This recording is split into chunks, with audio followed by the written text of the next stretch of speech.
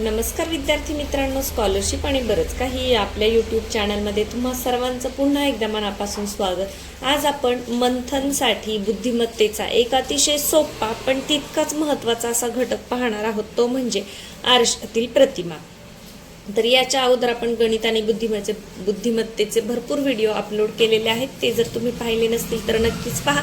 आज आपण पाहतोय आरशातील प्रतिमा। तर आरशातील आणि पाण्यातील प्रतिमा हा अतिशय सोपा भाग आहे। एक छोटीशी ट्रिक आहे की या प्रतिमा पटकन कशा ओळखायच्या, कारण हे प्रश्न जेवढे लवकर सोडून होतील तेवढं तुम्हाला गणित सोडवण्यासाठी वेळ मिळतो। आणि या प्रश्नांमध्ये काय करावं लागतं तर तुम्हाला अचूक निरीक्षण करावं लागतं। योग्य निरीक्षण केलं की मग तुमचं उत्तर अगदी 2 ते 3 सेकंदामध्ये येऊन जातं। आता पहा, ज्या आरशातील प्रतिमा असतात तेव्हा प्रश्नामध्ये असे या बाजूला उभी रेष आणि छोट्या तिरक्या रेषा दिलेल्या असतात। म्हणजे जसं की इथं आरसा आहे आणि या आरशामध्ये ही प्रतिमा कशी दिसेल। आता पहा, आरशामध्ये प्रतिमा दिसताना फक्त ही प्रतिमा आपल्याला या बाजूला पलटी करायची, म्हणजे मनातल्या मनात। आता पहा, हा जो डॉट इकडे आहे तो मला कुठं दिसला पाहिजे तर इकडच्या बाजूला दिसला पाहिजे। एकच कोणता तरी पॉइंटचं निरीक्षण करा, हे इकडं कुठं दिसतंय, इथे आहे का नाही, इथे आहे का नाही, इथे पण नाही, म्हणजे आपलं उत्तर काय असणार आहे, पर्याय क्रमांक 2। पहा, ही जी वाटी आहे ती आपल्याला इकडच्या साईडला दिसली पाहिजे। आता हे वरती दांडी होईल का, नाही, म्हणजे हे आपलं उत्तर नाही। हा 5ची दांडी आहे अशी खाली राहील का, तर नाही, मग तो कुठे दिसतोय आपल्याला, इकडच्या बाजूला वाटी, पर्याय क्रमांक 3 मध्ये। पुढे पहा, आता हे जे घर आहे याची खालची जी रेषा आहे, खालची रेषा पहा, या बाजूला पोकळ आणि या बाजूला तिरक्या रेषा आहेत, तर पोकळ साईड आपल्याला इकडच्या बाजूला दिसली पाहिजे। तशी कुठे आहे, इथे नाही, इथे सुद्धा नाही, इथे सुद्धा नाही, तर पोकळ बाजू कुठे दिसते, या बाजूला, तर पहा या साईडला दिसत आहे आणि ती रेषा सुद्धा तिरकी आहे, म्हणजे तुमचं उत्तर काय आहे, पर्याय क्रमांक 2।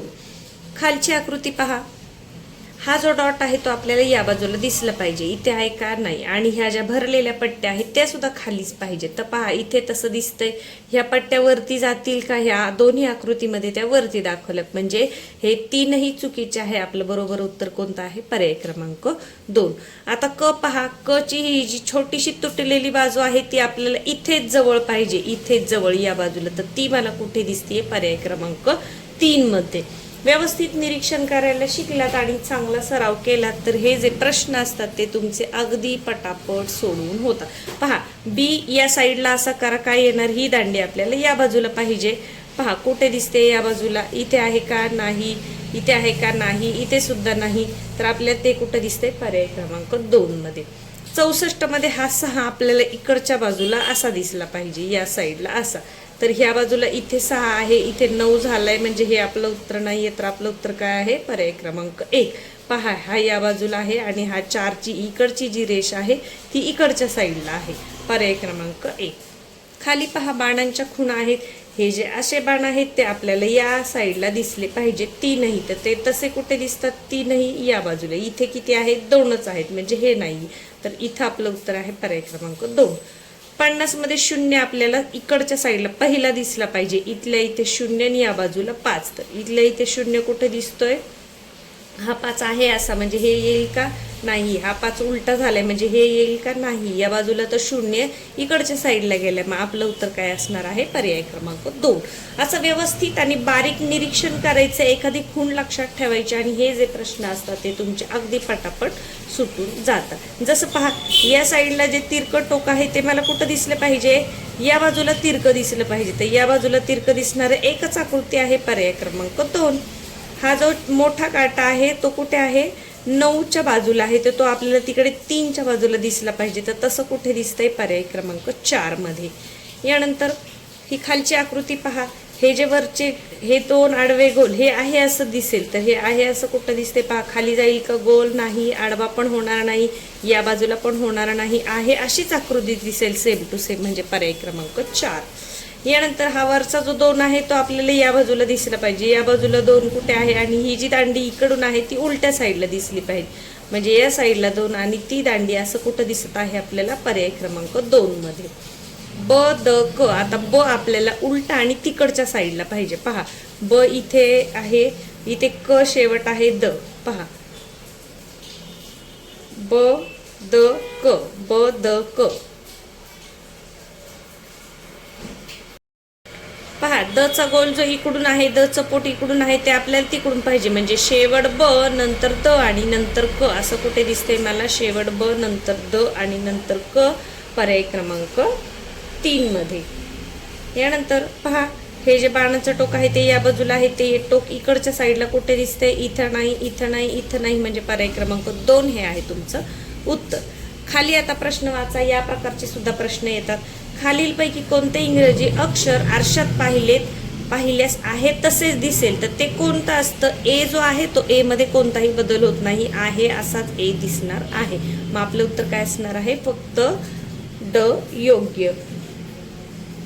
सॉरी, ब आणि ड योग्य. एच सुद्धा आहे असं दिसेल, कारण ही सममित अक्षर आहेत ना. एच सुद्धा आहे असाच दिसेल आणि ए सुद्धा आहे असाच दिसेल. यानंतर पुढीलपैकी कोणत्या आकृतीच्या उजव्या बाजूस आरसा ठेवल्यास हुबेहूब आकृतीशी जुळणारे प्रतिबिंब दिसेल? उजव्या बाजूस म्हणजे इकडच्या, आपला उजवा हात ती आहे उजवी बाजू. तर तंतोतंत जुळणारे म्हणजे पहा, आता डॉटच्या ठिकाणी ठेवलं तर डीओटी वेगळी अक्षरे म्हणजे हे दिसणार नाही, हे सुद्धा नाही दिसणार तंतोतंत जसं तसं, कारण ईचं तोंड काय होईल? इकडच्या बाजूला होईल.